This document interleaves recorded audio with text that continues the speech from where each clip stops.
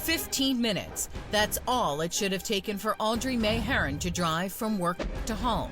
Just 15 minutes. How many times have you traveled the route your mother took? Quite a few times. It's almost a little eerie. Kind of wonder, at what point in this drive did something go wrong? How did a beloved mother of 3 simply vanish while driving? You almost wish, that the road could talk to you and tell you what happened. Where could she have gone? We've done ATV, we've done dog searches, we did an actual house-to-house. It's a mystery 15 years in the making. Is she still alive? Did she leave? Was it the Russians? A Crime Watch Daily investigation to uncover once and for all what really happened to a young mom who drove onto a darkened roadway and was never seen again. As far as formally naming a person of interest or a suspect in this case, are you ready to do that here today? She was who you wanted taking care of you if you had to be taken care of. Nurse Audrey, compassion personified. My mom was a beautiful person. She loved being a nurse. Her patients and her coworkers loved her. Audrey was spunky and full of energy. That's how I remember her. A lot of life. She did.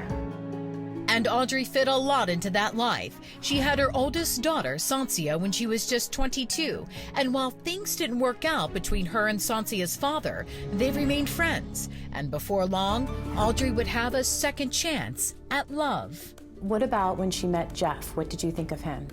I liked him. Was she happy? She seemed like she was. His name was Jeff Herron, and he was the son of a wealthy golf course owner. They were always, hugging. And the playful young couple quickly made the leap from going steady to dating more permanently, seen here in their happy wedding photos. Even though I wasn't his child, he still considered me his daughter, and I still called him Dad. And soon there were others calling Jeff Dad and Audrey Mom. A little girl named Katie with a newborn son named Quinn following 2 years after that. When you think of your mom, what makes you smile? Oh my goodness. I remember sitting in the back with Sans and her. They would sing to music in the car. I don't think you were ever in the car with her without, music blasting and the windows down. But sadly, there's a reason the girls now talk about their mom in past tense.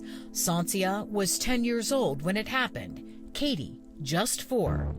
It was the Thursday before Labor Day weekend, August 29th. Audrey was working the late shift at the medical center, while Sansia and Audrey's mother Shirley were just returning from a month-long trip to Florida. I talked to her that night, and she was coming over in the morning. She seemed upbeat? Yes, she was excited that Sansi was back, and she was going to see Sans and me. And there was even more reason to be excited. Around 9:30 that night, Audrey reportedly called Jeff with big news. She had just gotten a raise. She was happy she had gotten that raise, and everything was good. But everything wouldn't be for long. Sometime in the middle of the night, Audrey's husband Jeff says he wakes up to find the bed empty. Jeff called me at 6:30 that morning and asked me if Audrey was there. She hadn't come home. A call to the medical center where she worked revealed she left at the normal time the night before, 11 p.m. So where was she? Jeff continues making calls to family members, and around 9:30 that morning, word finally reaches Audrey's stepmom, who knows just what to do. Audrey Herron's stepmother worked at division headquarters for the state police, and I received a phone call here at around 10 o'clock in the morning. New York State Police Sergeant William Fitzmaurice and Lieutenant Peter Kosminski are 2 of the first to arrive, and after talking to everyone at the house, they formulate a plan of attack. At what point do you say, all right, we need to go out and hit the pavement and start searching for this woman? Well, we did it right away. We had a helicopter by that afternoon to check that route. If there was an accident or something along those lines, which most of them turn out to be on something like this, you usually want to get there as quick as possible. It had rained the night before, and the road leading to Audrey's home was heavily wooded and poorly lit. At that point, we thought she had gone off the road.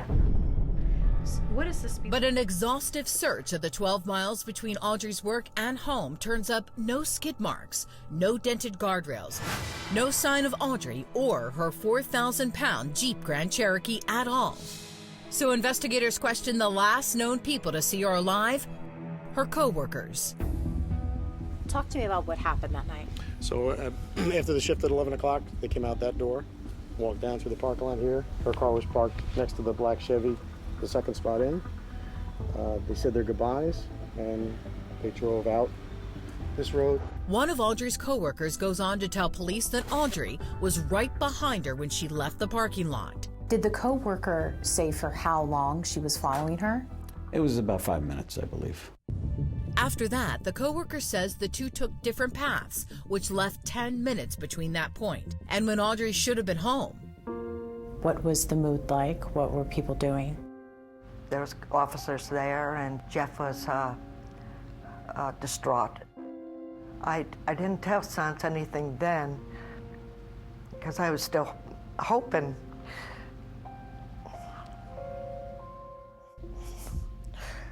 But Shirley can only keep it from Audrey's oldest for so long. I remember as soon as my grandmother told me that she was gone, I just knew she was really gone. And I think that's probably when my childhood kind of ended, is then. So where did Audrey Herron go? Is it even possible your daughter would just disappear on her own?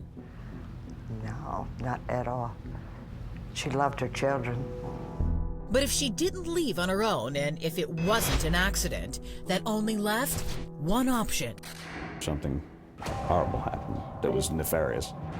Coming up, There was rumor about a Russian mob that his family was involved with.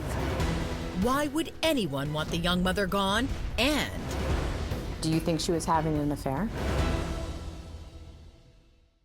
At what point did you say, this is not a typical missing person case anymore? Probably a few days into it when we didn't come up with the car. I mean, that's one of the most frustrating parts and most unusual parts of this missing person case.